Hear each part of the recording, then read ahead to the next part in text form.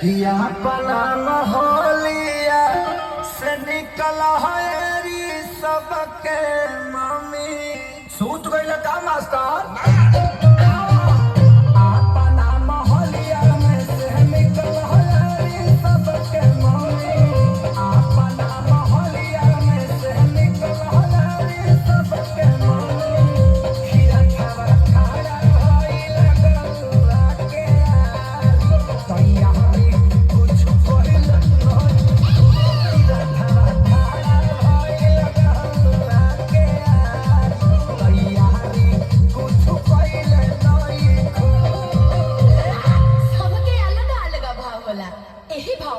हमार भौजाई भैया से कहत रही हो ए राजा जी तब भैया कहलन है कि का हो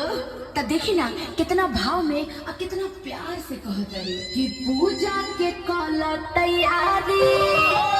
आई गईली हो देव के दुलारी आई पूजा के कल तैयारी आई गईली हो देव के दुलारी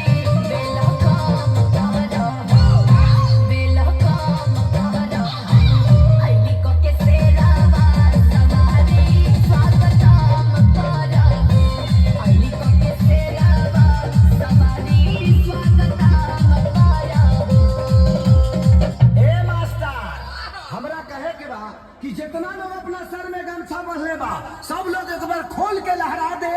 और तनी बता दे कि मैया रानी कौना चीज पर झूला झूलेली कौना चीज पर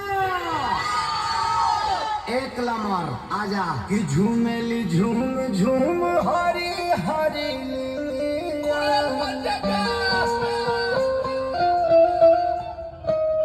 अरे जिया